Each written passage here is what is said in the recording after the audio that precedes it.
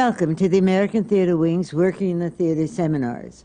They're now in their 24th year, and we are bringing them to you from the Graduate Center of the City University of New York. Since first introduced, more than 800 of Broadway's and off-Broadway's best have been seminar guests. As many of you already know, the Wing is more than the Tony Awards, though. These Tony Awards are given for distinguished achievement in the theater. But we are an organization whose year-round programs are dedicated to serving the theater and the community with the goal of developing new audiences. To achieve that goal, we have created audience development programs for students, such as Introduction to Broadway, which was begun 5 years ago and has enabled 60,000 New York City high school students to attend a Broadway show, many for the first time. And through our newest program, Theater in School, theater professionals like those you will meet today go directly into classrooms to work with and talk to students about working in the theater. In addition, we have our hospital program, which dates back to World War II and the Stage Door Canteen. Through it, performers from Broadway, off-Broadway, and the cabaret world have entertained more than 75,000 veterans, hospitals, children's wards, and AIDS centers in the New York area, bringing the magic of theater to those who cannot get to the theater itself. We're proud of the work we do.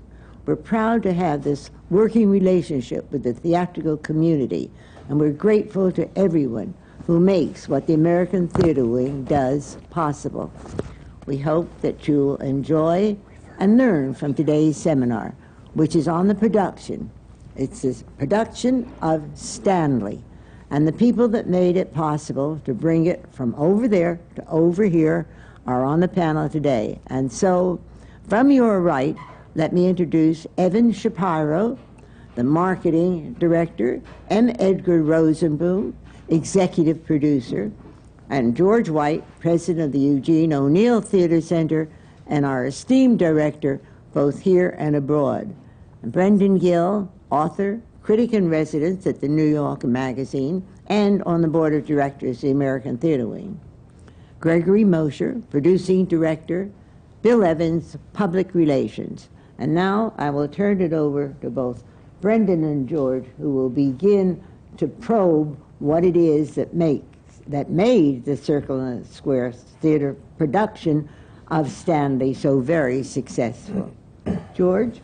I'd like to start, if I may, with Greg and ask you, first of all, how you found it, the whole discovery process, and then what you did, what was in your mind to bring it here, and then we'll go perhaps to Edgar about how you structure the rights and then the marketing and promoting so that it has a structure. But Greg, sure. What is it? Stanley is a play by Pam Gems. It was written for Anthony Sher, who played it at the National Theatre of Great Britain. And I didn't see it there, and I was only, I suppose, very vaguely aware of it. I was hired to come to Circle and the Square last summer, and the thing that I was grappling with the most was how to use the space. I think it's a great space. I think it's maybe the best space in the city, but it is, as they say, a difficult space. You want to explain that? Because a lot of Circle and the Square is a long, thin, thrusty theater surrounded on 3 or 4 sides, if you choose, by 7 rows of seats. It's 600 seats in a very small space, which is fantastic because you get a lot of audience energy, enough space in which to do a Shakespeare play, or, as Al Pacino did earlier this year, essentially a monologue. Both will work.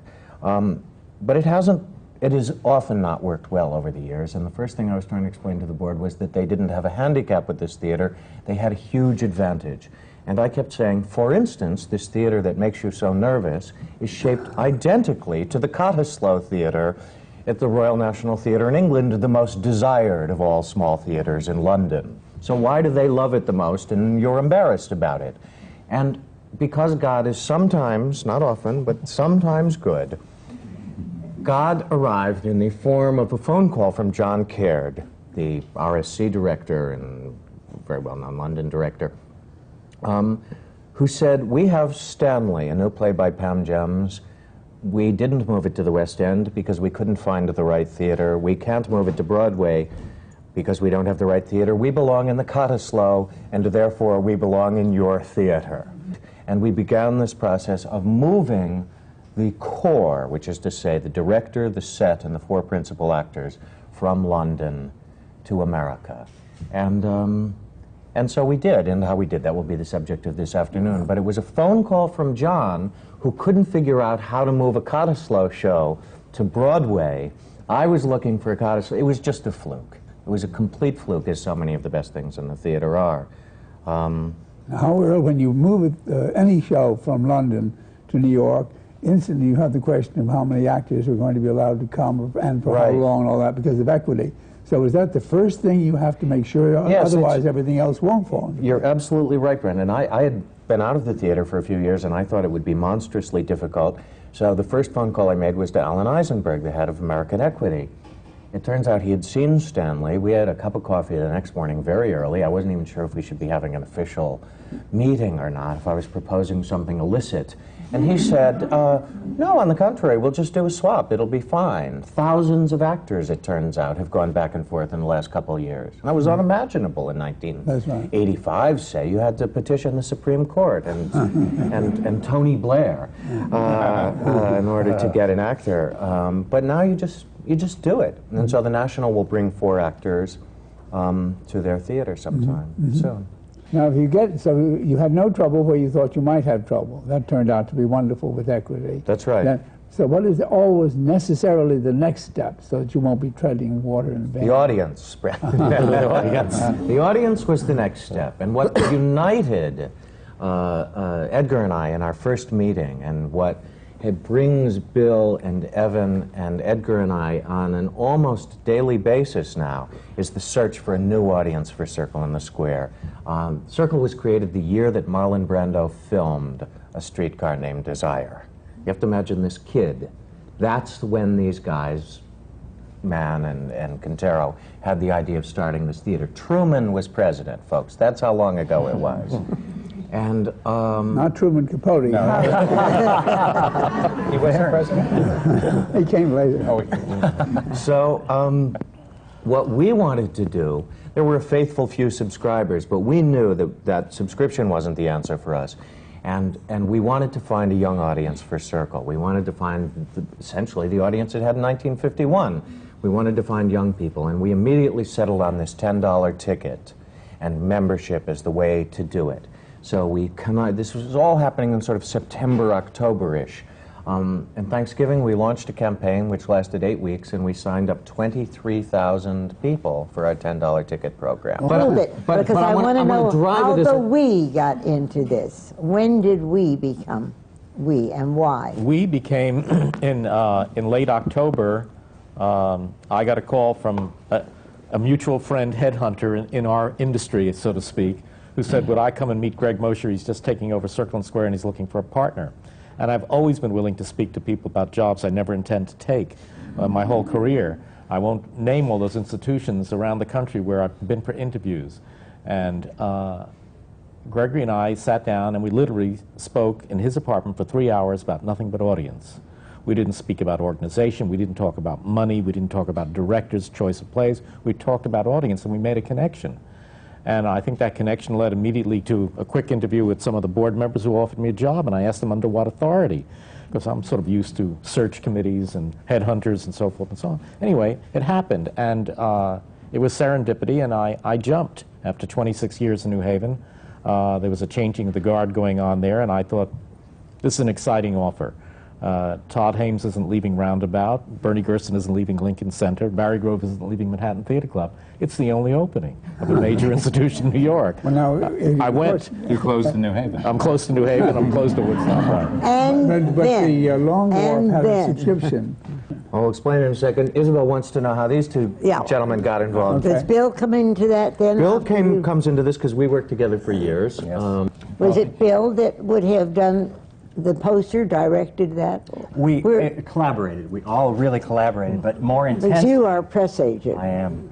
You want to and a very describe good that press a little agent. bit? Well, I get very involved in the artwork, as not every press agent does that, and not every producer likes it, or the ad agencies don't like it. But I really think you want to have what you present as your campaign, you want to reflect what you're doing on the stage and everything. But the boldness of what Gregory was doing, Circle in the Square, you know, a great institution, had sort of, you know, not blown up, it just had sort of gone away from our thinking. And so they went, the board of directors got Gregory out of theater. He was in the movie land, and they tempted him back. And the idea that he's going to sell $10 tickets, and it's like, well, how are you going to sell, you know, how are you going to do that? So that was the lead of the campaign, and it was exciting to people when you spoke about it, that Gregory's at Circle in the Square, and it's going to be a $10 ticket, and so people responded. So through interviews and... Whose idea was that, Bill? Gregory. And where did you ever hit on $10? Just because it sounded good and cheap. It was cheap. It was like a movie ticket. Yeah, and we kicked around other numbers, and it seemed to me that for some of us, there's no difference between 10 and 15. But there's exactly the group of people we were going after found a huge difference between 10 and 15. Who are you going after? We need Well, Evan we could let Evan talk about who we're going Go after. ahead, please. You may talk. Greg says it's okay. My history comes from subscription theater or membership theater as well. I was at the Public Theater New York Shakespeare Festival working under George C. Wolfe, and I had left there last summer to start my own agency called Forefront. And we were from kind the of sponsor. Keep going. right. We were kicking around working on a couple of different Broadway projects, and Mr. Mosher and Mr. Rosenblum called us and asked us would we consider working on Circle and Square, and I had said, you know, I don't know. I mean, we don't work on any other institutions, although, you know, many of our clients should be in them. And we met with Gregory and Edgar, and they talked about a $10 ticket. And my partners and I sat around after they left, and we just, a $10 ticket. On one hand, we were frightened to death, and on the other hand, we were just absolutely thrilled. I mean, it was the first time anybody had ever said to us that they understood that marketing meant more than just how big the ad is in the New York Times. What does marketing mean? It means the time the curtain goes up. It means the price of the ticket. It means the ease in which to get the ticket. It means that you can know that you don't have to wear a suit and a tie to sit in the audience. It means that there's good food at affordable prices at the concession stand. Isn't that press agent? Isn't that publicity? It's part of it. It's packaging. Yeah. I mean, getting that information out there is part and parcel of both press and marketing. When you pay for it, it's marketing. When it's free, it's press. I mean, that's kind of the... Mind you, it's never free. Never free. But the thing was that comes with I the was price. able to pitch, and hopefully you're familiar with this big black circle with a 10 in it and a dollar sign that led our campaign. And with Well, the poster, Stanley, I think is wonderful. It was so easily identifiable. Well, that was another thing. That photo, It's right I don't know if there. you can see the Right. photo back there.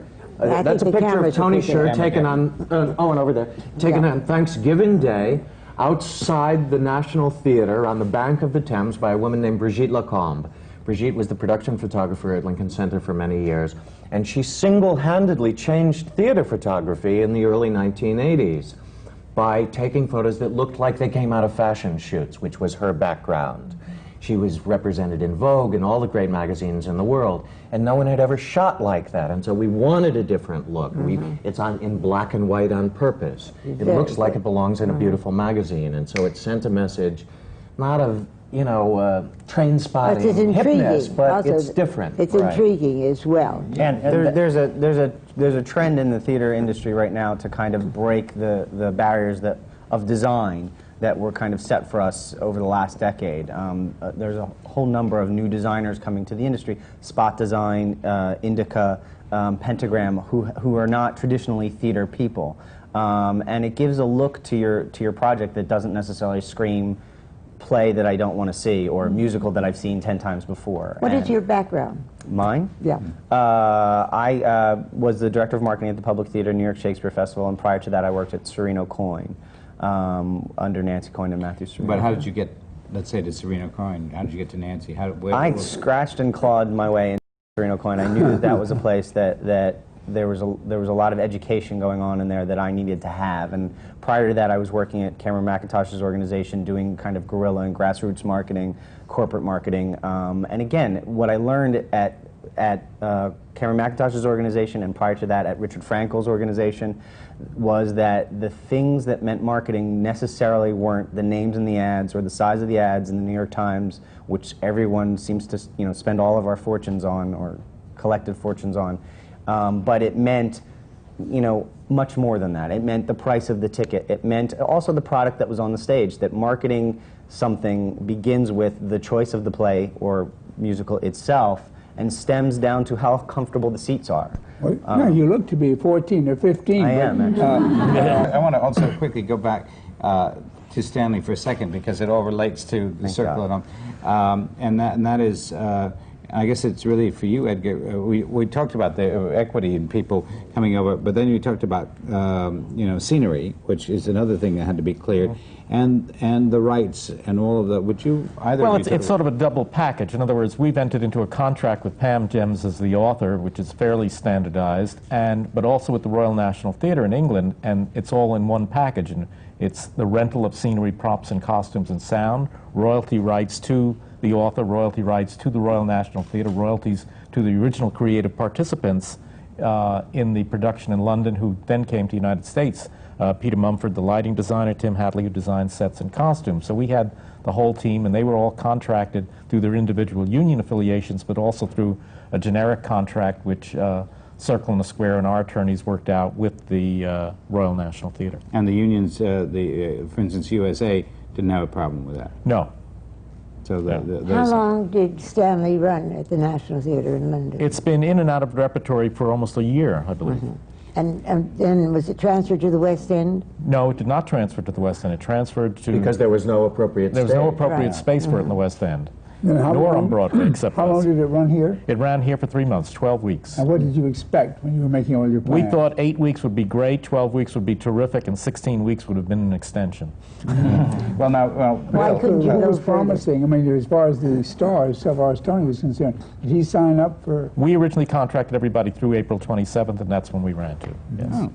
Now, Bill, then I guess it really is over to you. You get the script and say, now, wait a minute, how, because with a play named Stanley, and let's say you're living out in Mamaroneck, or you say, Stanley?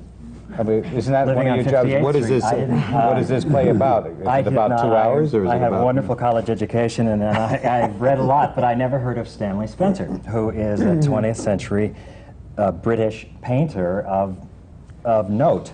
And he's an actual historical figure that Pam Gems, who sort of specializes in plays like this, in Piaf, she's currently doing Marlena in England, that this is a life about a man who lived and not all that long ago. So that's the first thing, and we got copies of photographs of paintings and found out sort of a religious erotic thing. We tried to find ways to word it to represent him correctly.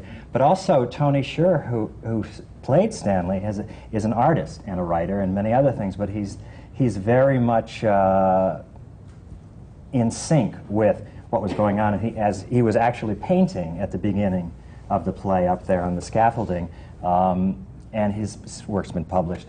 So what I do is try to put that into a concise package, and I would go to Brendan Gill, and he would say, I know who Stanley Spencer is, you know, and we would talk about it, but I would be able to give them a little information and about the company, and they were familiar with Stanley. Most of the journalists here are aware of what's going on in London, and are aware of someone like Tony Sher and John Caird. So once you have a package like that, and you also have the rebirth of Circle in the Square, it's potent to them, and then they take it from there, and then they lead us a bit, that they want more of this painting or that painting, and certain publications did a lot of his stuff. Then they wanted to do Tony's stuff. So there were sketches by Tony Sher that were his, not related to Stanley. So it's just a matter of intelligently or pitching it or talking about it. You know what you're talking about enough. Can I just add? Yeah. For $10, all you have to do is arouse someone's curiosity. Right.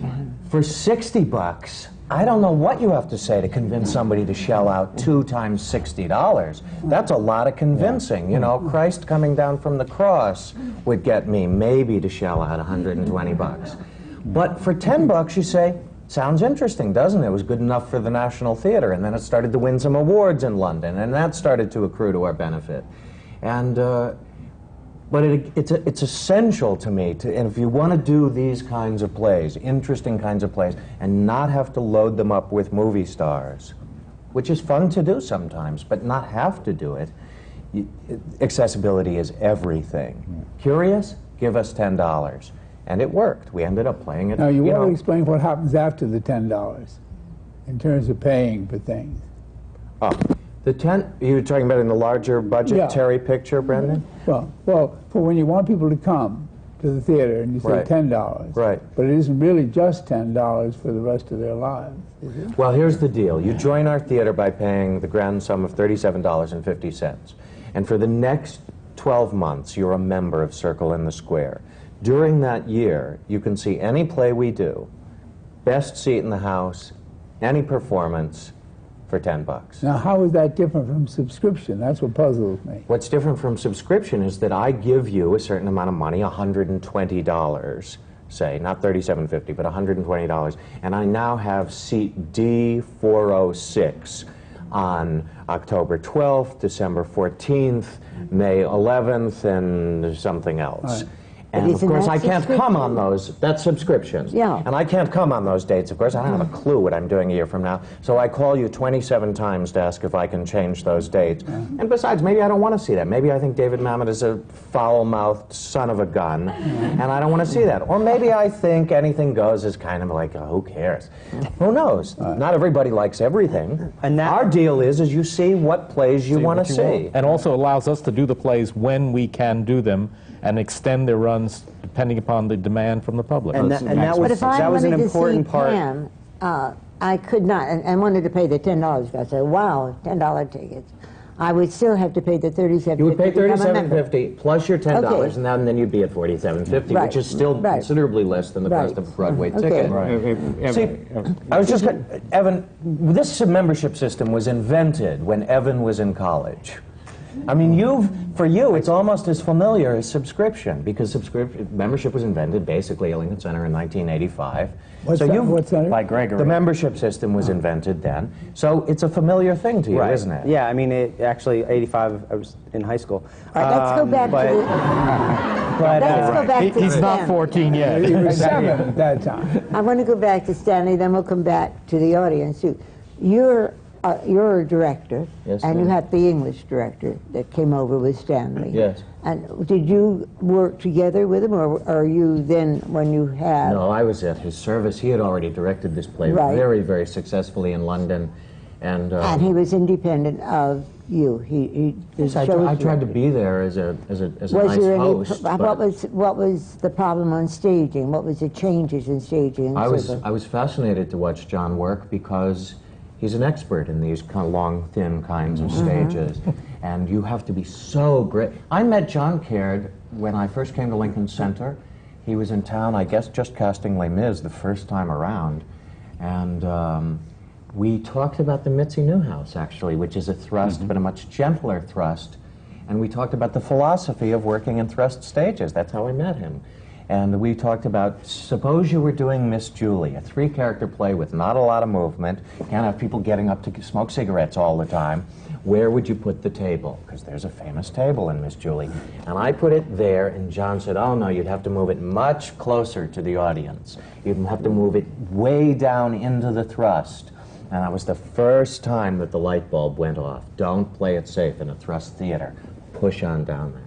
Yeah, Push. don't play it like, don't get hooked by where the proscenium is no more. That's right. Yeah. It's like a piece of sculpture. It's not like a painting, which has good sight lines. It's a piece of sculpture. It's great no matter where you look It's at it. You have to make the three-dimensional. conceptual switch.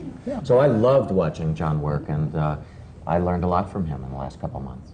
And You have to say that for the actors also, or for the director directing the actors, it's much more difficult to work in that because they have to keep rounding. Yes, it is difficult, but it's difficult to me like riding, I don't know, cigar must be difficult. You know, you take a Sunday afternoon horseback rider and put him or her on cigar, and 30 seconds later from the mud they'll say, you know, that's a difficult horse to ride. Well, Circle's a difficult theater to direct in, but it's like Cigar. It's a great theater. You just have to, you can't just go out and give line readings. Was the entire cast English? No, we supported them with 8 magnificent American actors who fitted in, I must say, seamlessly after a couple of weeks of rehearsal. Well, now, Edgar, what is the budget of Stanley? Stanley And cost... how do you back that up with the $10 ticket and the membership sort of... Well, here's the dramatic change, really. Not-for-profit theaters traditionally have earned 60, 65, 70%, 75% of their operating expenses. And nobody, and we've been trying to find out who carved out that magical figure. I know I worked in that mode for years and years and years, and one of the things that we decided and got our board to decide is that in order to do this, in order to do a $10 ticket, in order to attract a new audience, a more diverse audience, a younger audience, we would have to now earn 50% of our money and raise 50% of our money. And that's the big differential. It cost $688,000 to open up Stanley. We grossed $1,200,000, and we spent $1,200,000. So there's your operating loss, about $600-some-odd-thousand, which is what we originally budgeted for all our shows for the year, $600,000 for each one of them. And with a little built-in overhead, we're setting up a budget which has a $1.8 million operating deficit, which means that's what we have to raise every year on top of what we earn at the box office. With a board committed and a staff committed to earning and raising 50% of the budget, we can make this operation go. How much do you get in from memberships? We've gotten in about $400,000 from memberships at this point. What do you hope for? We eventually would think we'd have about $750,000 in for the year. When we announce the next 3 or 4 projects that we're going to do, there will be another surge in membership, which will bring that ante up again. And then we'll begin to renew and rotate people, because this first group of people, their memberships expire on March 30th, 98. The next group is June 30th, 98. They go a quarter after the year, and you do them 4 times a year. And you begin to roll this whole thing over and over again, and they will see all our productions in a year, if they choose to, at $10 a ticket. Do you trim all your costs, for example, no 3 sheets, just window cards, or did you do 3 sheets as well? No, we never did do 3 sheets, and it was partly an economic consideration. We're still gearing up financially at the theater.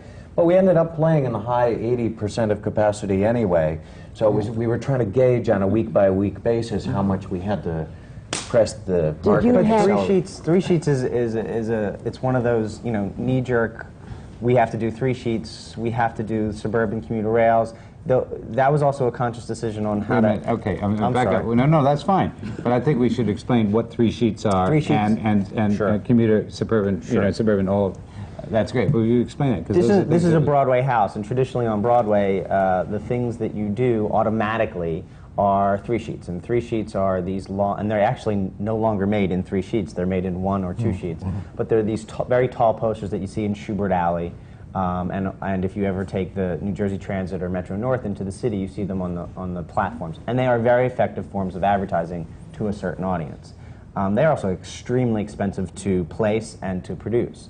On this show and for this theater, there was a conscious effort to not do the norm as far as the marketing efforts. Obviously, we had to take ads in the New York Times. But the brochure thing, the drop thing, right. should be said here. Yeah, something that we did for Circle in the Square that I've been playing around with on different projects for a little while, but never to the extent that we did on this. We really didn't do any direct mail. Very small samples of it, but no large direct mail push for membership or ticket sales for this show. Instead, what we chose was to go after an audience that was a serious theater-going audience through the New York Times with a brochure that fell out onto your doorstep. And as it turns out, it's less expensive to do that it's called a freestanding insert. Actually, the term for it is a blue bag. And when you pick up your a brochure that folded out into 10 panels or 8 panels. And that is less expensive than a direct mail because of 3 different things. There is no postage. There is no envelope. There are no mailing lists, and there is no waste. So that would be actually 4 things.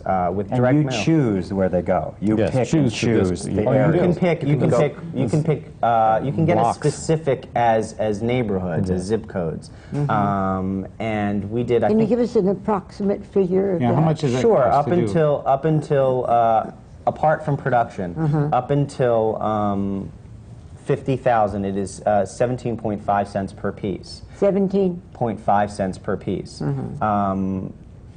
Over 50,000, it goes down to 16.5 cents per piece. Now, those costs may have gone up, and you And how have to many call do your you, rep at if the you're New York using Times. the Times of the blue bag, how many do you sort of aim for, did you aim for? Well, for to get this up? show, we stuck primarily to Manhattan, specifically the west side of Manhattan, and down Now, why? through the village. Because of the demographic we were looking to Young go for. audience. We picked up very specific There's areas. nobody under 80 on the east side, you know. There are, but they tend not to live in doorman buildings, and therefore they're not getting the Times on their doorstep in the It had to be delivered New York Times, not newsstand Right, New home York delivered Times. New York Times. And so we strategized and we pinpointed it, and it was and out of the New York Times, when you picked it up that morning, this huge $10. Did you do stared any at you in the face. survey of what that brought in? Well, we watched the membership ranks go from, I don't know, Zero. zero to many more than zero. But there was a huge rush in. I mean, it was the only thing that we had done with our brochures. We mailed a very small Small amount. number. We didn't get big. But this was this was very effective. And the reason why it's very effective is that in the theater industry, we wound up spending 75% of our marketing budget in the New York Times anyway. Obviously, these are individuals we care a great deal about. Here's a way to take your direct marketing budget, which I feel direct marketing is one of the most important, if not the most important way to market theater, and targeting it directly at the money you're spending anyway. Through advertising. Now, did those come in the blue bag before it even opened? Blue bag comes from the fact that in the suburbs, when you get a paper home delivered, it comes Brendan's in a asking when it blue bag. But did you start He's before asking when it it opened? dropped. Oh, it dropped, I don't even remember off the top of my head. Right before Christmas, Right. December 18th. Right. When it Yeah. dropped, the New York Times readers had seen an editorial story about Right. Edgar and Gregory, That's what I so was they were wondering, familiar. yeah. Then we had a big ad big that caused ads. a lot of people to notice. So hopefully, when it fell on your floor, there was some kind of Right. That was the connection. fall plan, to get the story, take Get the the first right. big ad, do the blue bag in 1 week. And that's very important because this blue bag or any kind of direct marketing cannot exist in a vacuum. It has to Let's be bring us up given to a opening context. night then. What were your reviews? Reviews were great, as I remember. I'm not a big review reader, and we don't allow the reviews at parties. Because it seems to me you can have a party to celebrate the work you've just done, or you can have a party to talk about what some poor underpaid scribe has written. I've never known. I mean, God love them. I mean, I think critics work very hard for not much money. They're very knowledgeable people, and they really care. For the most part, I believe that. I have great respect for the men and women who do this. But I don't want that to be what the opening night party is about. So What I is tend the to read them opening the night next party? morning, and I'm a little hungover usually. Yeah, no, but so I don't want to remember know them too vividly. because it's one of my really puzzling things about the theater. There are many, but that's one of them. Is why is the opening night party, which used to be the cast party, so they would get recognition to come into parties. It's thrown into an enormous party, and one larger thing. I love going to them, but I've often thought that the money that it cost could buy 2 more days, Unless the or publicity whatever it might that be. it generates, you Well, count now, as is that paying. so important, that publicity? If you have a star, like the biggest Excuse star, me, if did you Madonna, have an opening night party? Yes, Yes, ma'am. we did. Okay. And did you get publicity for Stanley? Well, Madonna didn't come. no, we did okay with it, but Although sometimes she was invited. Yeah, but isn't it something you want to get people there so that you get a photograph if in a the celebrity poster? comes and it's the right celebrity that fits with what you're doing, and it has like somebody's connected to somebody in the cast or whatever, then there's a resonance, and it can really hit. It can also really hit if it's a slow day on the people pages of the magazines, and it goes out on the wire. So it's sort of a crapshoot, but when you know major people are coming, I think it's worth it. Now, I'm not one of, certain people have lavish banquets and buffets and printed menus at each table. That I don't understand. Well, there's a whole other reasons aspect for it, for the party. I mean, the party is a celebration of the culmination of the work opening, but in the commercial theater, you're inviting your investors in who need to be part of that celebration because they've taken a great risk. In the not-for-profit world, we have contributors who are invited to these parties. And so it's a nice collaboration of celebration of the work, a recognition of the people who have participated in the work, and the people that have funded the work. And if we get publicity out of it on top of that, it's icing on the cake. And then what we did with the reviews was also an unconventional thing. The fact is we had lots and lots of good quotes, bits. They were assembled by Evan and Bill and various staffs and poured over, and we could have done a conventional quote ad, and it would have looked real sharp. Would have been nice. Full-page ad, half-page ad. Go see it, it's great, you know, all of that stuff. We didn't do that, as some of you may remember. We stuck with this picture of Tony, and we started plugging in just one-word or two-word things. Exquisite. But not even generic things. We tried to, I don't remember them right now. Emotional as hell. Emotional as hell. A legendary The Wall Street performance. Journal. So suddenly that was arresting now. You have this man looking at you with his rather strange pose. Emotional as hell, the Wall Street Journal. We had Good Times quotes as well, but we continued to try and be provocative in a relatively small amount of space to keep signaling not only do we have a good show, we're different than the rest of them. And where we place these ads, and this goes back to the membership as well, I mean, we didn't spend all of our money in the New York Times. We spent a lot of money and time and energy in the village, and made good relationships with the Village Voice and the New York Press, and we played around with Time Out as well. And we've begun relationships with them that we feel are going to be long-term relationships. And the reason for that is the readers of those publications and others that we're beginning to explore as well represent that non-traditional, whatever the hell that means, but you know, the non-regular attendees of theater, the younger or the lower income or the less Broadway crowd than normally is. What about out of town? Not yet. Well, we hit it through the New Yorker and New York magazines to a certain extent. But that reminds me, because it seems to the in terms of press and marketing, but certainly press, what do you do to attract? Now, I mean, we talk about the New Yorker, yes, and New York Magazine, but so in the old days, literally, even Life magazine used to cover, and Time. What do you do? How do you approach the national scene? Because Time, Newsweek, those big national. The fact that Tina Brown was excited about the play, the editor of the New Yorker, had seen the piece in London, was thrilled about Tony Scher's American debut, and Simon Sharma, who's just one of the smartest people in America, wrote a passionate article about Stanley Spencer, and he had seen a little bit of rehearsal. So he didn't rehearse, he didn't review it. Why did he see a little? Did you've been, Bill? You got a miter, yeah. I'm just pushing the obvious, but I want, We kept on pushing him out the door, but he came in anyway. Sure. And you know, you adjust, the rules are bendable under certain you know, conditions, and certain directors will not have anyone in the room, including the press agent sometimes. Very so, But our regular critic on the New Yorker, John Lahr, is Yes. altering criticism anyway by doing a lot of biographical That's work in right. his criticism. That's but right. the other thing is, Anthony Scher is an actor that the critical community in New York is very familiar with, and they're very excited that he's making his debut here. And they compare him to Olivier, and he's another generation.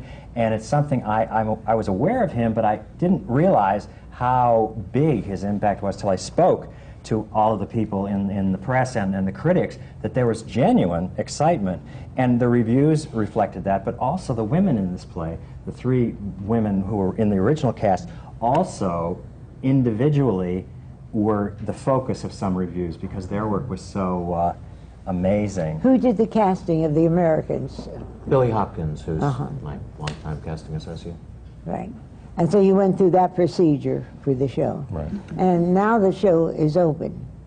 And now the show is open, and so now it's a question of being true to your school. The biggest question we faced was not just filling seats, which was a tremendous incentive to any producing organization, but to continue to find this new audience. So now we have our good reviews. We have the Simon Schama piece. There was a kind of heat that just comes around certain shows. You don't know what happens, but sometimes you got a hot show, and sometimes you cannot give it away, even though it's wonderful. We were hot. So we decided that we would try to do something subtler than cashing in. We would continue to try and present Stanley to a new audience. And so our bi-weekly marketing meetings became 3 and sometimes 4 times a week marketing meetings. How do we get this show to a new audience? What a wonderful way to introduce people to the theater, or to remind them to come back to the theater. And so that's... And now what would go on? Let's, like those meetings, in those meetings, beyond just how do you do that? What would be said? Gregory would yell at us. And I was going to say, so not true. Pacing. And I would not protect them from Gregory, so the message was loud and clear.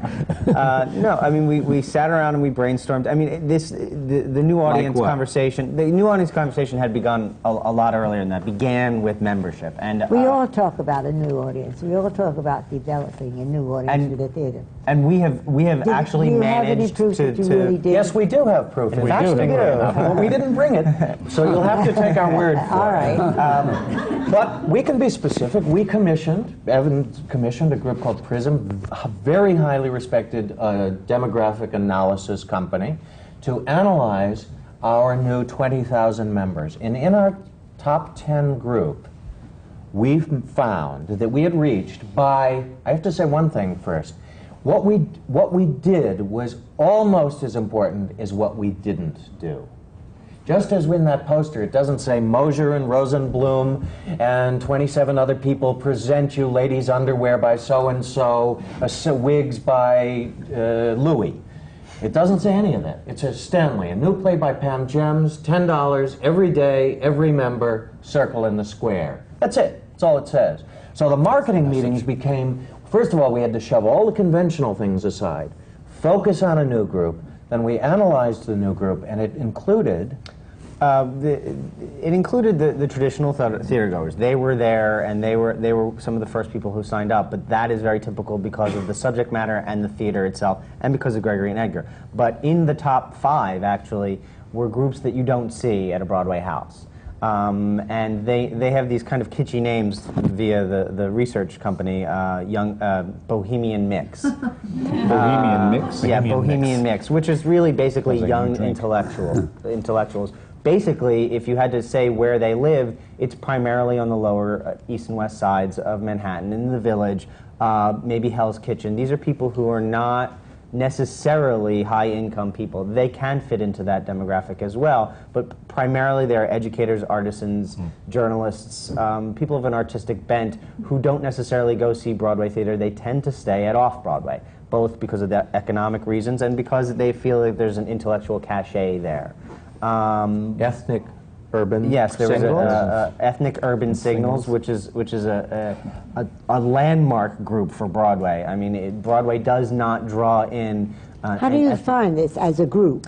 We take the ticket sales and the membership files from our computers, which includes. I'm sorry, are you asking how did we attract them, or how do we know we attract them? How do you know where to find them? How do I know how to find them? Oh, okay. A lot of it's guesswork and gut instincts, but much of it is also looking at who you want to attract and then looking at the demographics of the people where you can buy advertising. One of the things that we said early on was that $10 was much like a movie ticket. So one of the first things I did was struck a really nice deal with a company called Promotion Slides, which put our images, which are great, on movie screens, on every single movie screen except for one chain in the tri-state area. And so we had 3 messages per 15-minute program at the beginning. And if you go see a movie, it's those slides prior to the movie that sometimes it's trivia, sometimes it's advertising for the restaurant right around the corner. I boo that every time. I stand up and boo those. It's not live commercials. It's those slides. I boo them too. I boo every. Now, Brendan, there's no microphones on them. I can't stand that. At 8:50. They were. They are a branding image, and how they were invented is kind of interesting story. Rather than pay for these expensive curtains that used to open up at the beginning of every movie, which were very expensive, they did away with them and just put a blue screen. And what they found was people tore at the seats when they looked at a blue screen for 15 or 20 minutes. So they started to put questions and trivia up there. And then some smart person Obviously, you don't belong in that group. You don't live in the Lower East Side. some smart person said, well, we can sell ads here. And that person called me. So we got these images up there, and it branded $10 Stanley, circle in the square. $10 Stanley. And you hopefully had seen it before in Right, one of exactly. several opportunity places that you could see it. Well, now, also, when you say ethnic urban singles as opposed to yuppies, what Right. makes them ethnic, and what are we talking about, and who, and what ethnicity, and why, and What we cannot find out through this research is who the individuals are themselves. We can't find out that, you know, Sammy Jones owns a Toyota and lives on 115th Street or whatever. What we can find out is that this number of the people in your audience represent this demographic group. And this is because the files that we hand over are phone numbers, names, addresses, credit card numbers, and they're compared to Census Bureau national files and credit files, strangely enough. We cannot find out that you... We don't get your individual stuff. Right. It's a We group cannot analysis. find out that you come from X and drive and drink Pepsi and whatever, or Coke. Excuse me, but we I'm can gonna find go out that you belong to move this this forward. demographic group. Do you have those members now who they came to the theater, they came to see Stanley. You found them and they came to see Stanley. And now what happens? Are they theater goers or are they We don't part of the know. audience? We don't know. This is an experiment. The whole point of this for us is it's terra incognita. It's based on the idea that if we But you're- continue to you're play to the same producers. people that the theater's been playing to for the last 30 years, that's just not going to be very interesting, and it may mean a situation where there is no future theater. So for us, it's an experiment. We don't know how to hold them. We know that we can't do programming that is not aimed at them, so we will try and do it. But I think these people are young. I know they're young. I assume they're smart. I assume that they are curious. And in a nutshell, the dilemma is this. There are a lot of people who want to create theater in New York City and in America, and there are a lot of people who want to see it. Over the years, the mechanism for connecting the people who want to create it and the people who want to see it, particularly young people, the mechanism has become rusty. It doesn't work. Not only does Broadway not work as a mechanism for them, but the traditional not-for-profit theater does not work as a mechanism. We are experimenting to find and to fine-tune a new mechanism. That's what's brought us all together, is the thrill of this experiment. Right, the testing will come of it to a certain extent, Isabel, when we announce the next few projects and we see how many of those members buy into the next production or two, and how many of them will renew their membership because their experience has been something that they find interesting, exciting, intriguing, and will want to come back. In that sense, it's like subscription only to that point, the renewal process of coming back into the membership a second time.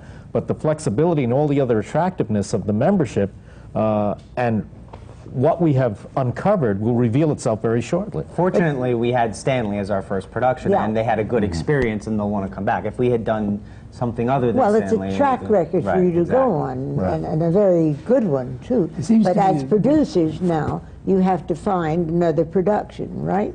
Yes, ma'am. And What is your next one? Oh, don't ask. We're waiting for the won't white ask. smoke. I want to ask one thing that I'll go all the way back. Did you have to get any union concessions for your $10 ticket? You have to... No. Not at all. People are excited. They understand that a young audience is the key to the success for the theater. They get it. Everybody involved in this institution gets it. The press gets it. Everybody gets it. Now we have to go do the work.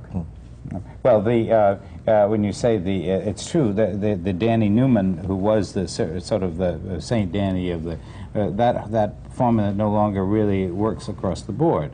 Well, the principles are there, but the principle was right for it at the time. What nobody foresaw in the long run was that the same people would resubscribe, and nobody was doing anything to bring another generation, or two generations actually, of people into the theater. And what's happening, there have been articles all over the national press for the last few years about the graying of the performing arts audience, and they're dropping off at the end.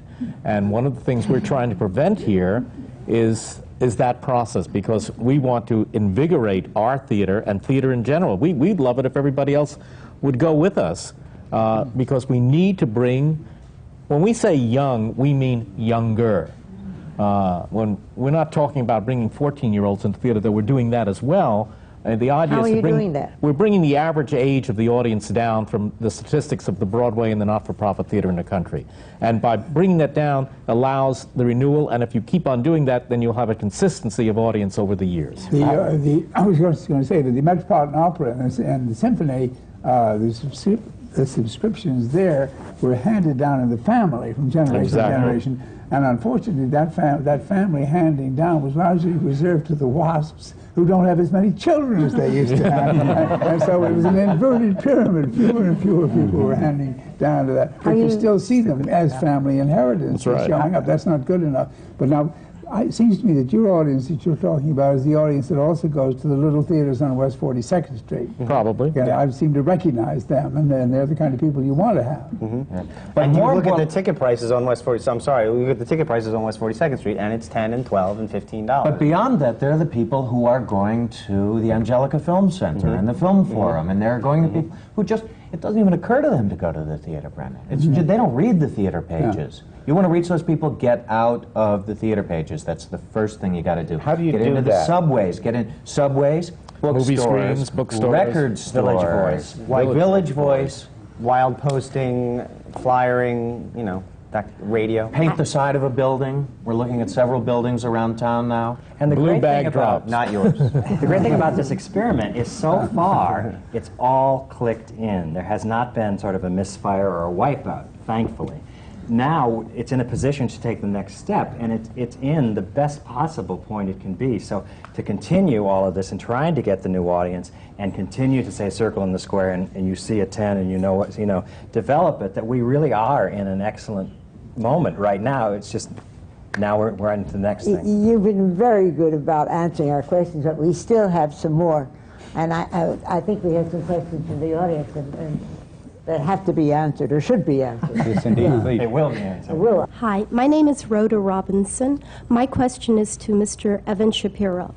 When you were offered the job, did your company submit a proposal? And if so, what did the proposal consist of, such as a budget breakdown, what you would do for Stanley, and how you would initiate the job and operate the job? Can you give me some idea? We were supposed to submit a proposal, and it'll be to you next week. The first thing we talked about was, as a proposal, was a list of ideas. I don't think Gregory and Edgar were as concerned about how much money to spend and where to spend it as they were to know that we were tapped into the way they were thinking about approaching a new audience. And we met on a Thursday, and I spent the entire weekend, I sent my wife and daughter away, and I worked that entire weekend to come up with a list of ideas of how to approach, and I called them the next Monday and I said, I got it, I'm ready, and they came over, and there was a connection as far as ideas go. And then as soon as we agreed that we had the same mindset and were ready to work together and the same approach, we then said, okay, how much money do you have to spend? And I didn't make a proposal saying we should spend this much money. I asked, how much do you have to spend? And then tried to gear the proposal towards that. Well, the way we connected was we just regarded each other as insane. And although we had no money, relatively, just theater and the people. We were united by not only willingness, but a passion to try those ideas, which all of us have been told for 10 years won't work, because our gut instinct told us they would work. I think that's a very important issue about the fact that experienced people here of varying ages, Evan, myself, Gregory, and Bill, went more on our instincts coupled with our experience rather than on hard statistical evidence of the past. And our instincts for the moment seem to be very, very accurate. A difference between a straight play such as Stanley and a musical. Are you going to do musicals at Circle and Square?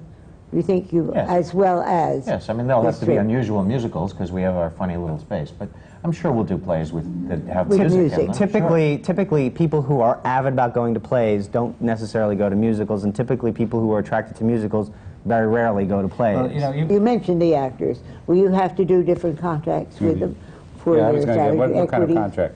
When you said before earlier, George, that we're a Broadway theater, we are and we aren't.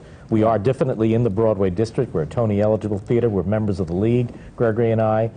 But we are a LORC theater. We are a not-for-profit professional theater and work under those contracts. We LORC being League of Resident Theaters, the not-for-profit theaters in the country. There's 68 of them who are members of the League. And it's an important message for us because we will be raising 50% of our operating expenses every year. And therefore, we need to operate under those contracts, and we need to make those arrangements with the unions that recognize the nature of our theater as well as the economic limitations of theater. We do not have 1,000-seat or more like most Broadway houses. We have 604 seats. It's a nice-sized theater. Its intimacy allows us to do things that a lot of houses can't do, but that creates financial limitations in that context. So yes, we are going to look to the unions to make applicable relationships with us, but at the same time, we need those professionals, and we need the good disciplines. We've had a wonderful crew on this show, wonderful staff. I have to draw this to a close, and I feel that I want to go on and listen to you because you're all so experienced and you all care so much. It's really what makes the theater what it is to have people like you, and I'm so impressed with the fact they're experienced and you still have this excitement and this caring about the theater as much as you do, and also about dollars and cents as well, and I hope you get a lot of it. And I hope you sell a lot of tickets. And thank you so much, this wonderful production team of Circle in the Square, which produced Stanley. This is the American Theater Wing Seminar on Working in the Theater, and it's coming to you from the Graduate Center of the University of New York, and it is but one in a series of seminars that we do on what it is to work in the theater. Thank you so very much, all of you, from Circle in the Square. Thank you.